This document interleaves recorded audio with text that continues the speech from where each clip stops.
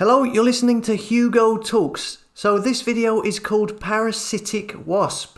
Now, of course, I get quite a few comments and remarks from people about me talking about God and the Bible, saying it's a load of nonsense, it's a fairy tale, etc., etc. So I thought I'd take one of these comments and answer it, as this comment sums up a theme that you often see used. Here we see this comment. I cannot persuade myself that a beneficent and omnipotent God would have created the parasitic wasp with the express intention of their feeding within the living bodies of caterpillars, says Charles Darwin. So this is quite a well-known comment from Charles Darwin, and he is talking about how this particular parasite feeds on an insect. Darwin couldn't believe that there could be a God that would create such a thing.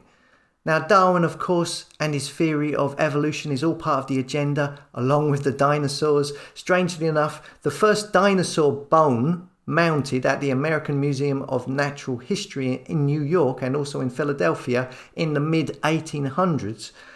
Most of the bones were made of plaster of Paris, as they are today.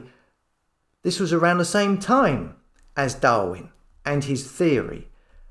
50 years later, you had the Big Bang theory to try and disprove the existence of God, which continues an agenda which continues to this day with the likes of establishment propaganda agents in the mainstream like Brian Cox and Neil deGrasse Tyson, all in order to make the masses try to get them to believe in a godless world, and so they accept a Luciferian New World system.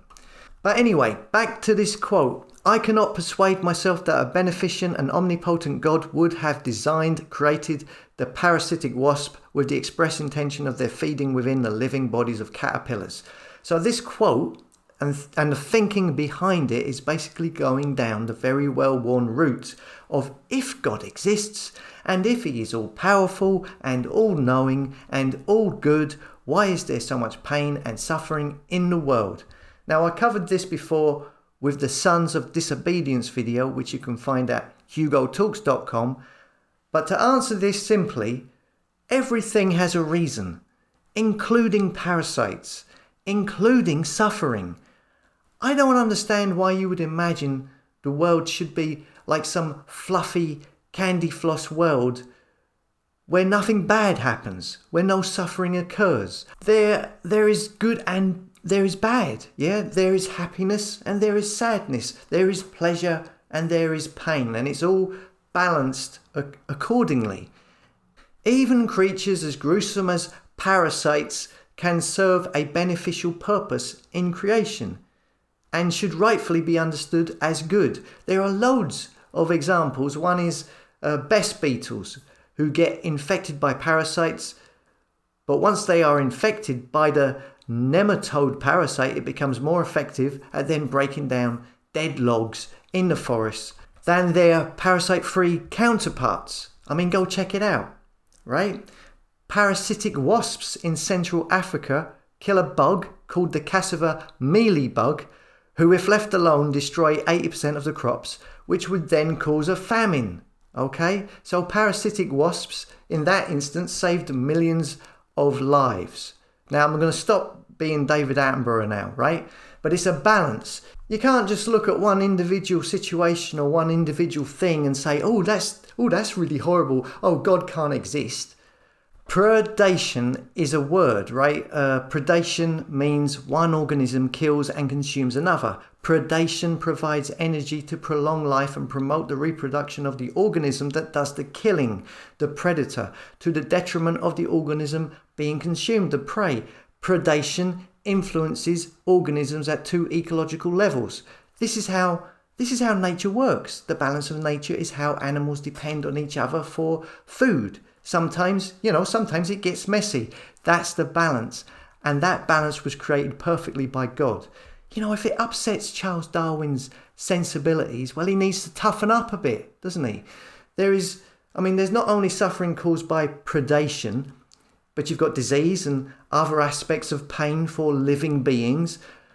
Some caused by the earth itself, especially volcanoes, earthquakes, what they call natural evils have been there from all time and written into the structure of the earth. I mean, getting back to WASPs, right?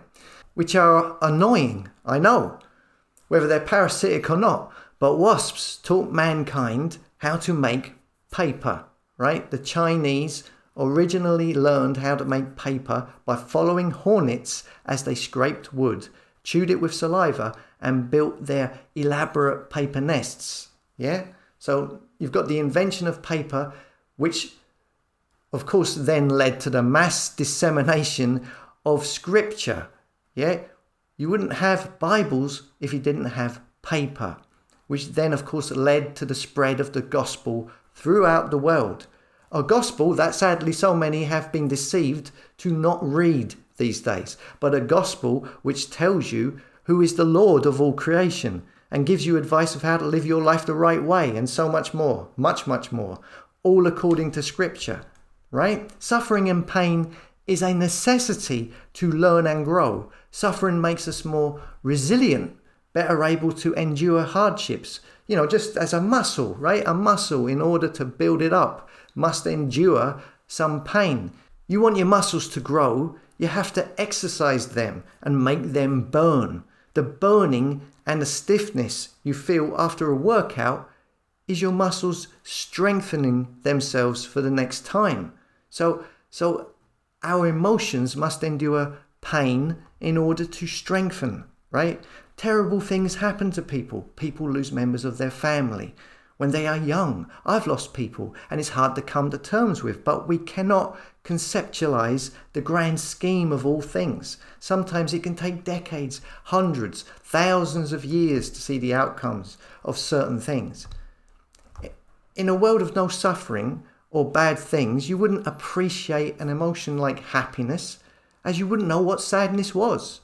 You wouldn't be able to compare or contrast one with the other. You can't have one without the other. It's all about balance. People spend so much time focusing on the negatives, on the deaths and the fear, when they are actually surrounded by beauty. This is what the satanic media do. They bombard you with news stories of death, murder, destruction, perversion, so that the masses think it's happening everywhere all the time. But it's a distortion. People say to me, show me a sign that God exists. A sign? It's everywhere. You're living in the middle of it. It's all around you. Everything created in perfect balance with one another. Not some random happening. Do you really think a Big Bang randomly created a world that just so happens to work in perfect balance within itself? In the book of Genesis, when God created the earth, God said it was good. It was good at each stage in creation. He was referring to all of it as a whole, the relationship between God with others and with the earth. And that was at the point of creation, all of it in perfect balance. Yeah? I suppose it's what you focus on and where your focus is directed. And who do you allow to direct your attention? Much of people's attention is directed by the man-made scripts of the media, getting you to focus on the death, destruction and perversion, as opposed to ignoring these deceivers and instead following scripture. I mean, take a look around you. Yes, there are bad and ugly things that happen, but there is plenty more goodness and beauty to behold all around you, every minute of every day. So I'll finish with this one. John 4:18. There is no fear in love, but perfect love casteth out fear, because fear hath torment. He that feareth is not made perfect in love. Thanks for your time. Thank you for listening, and I'll see you later.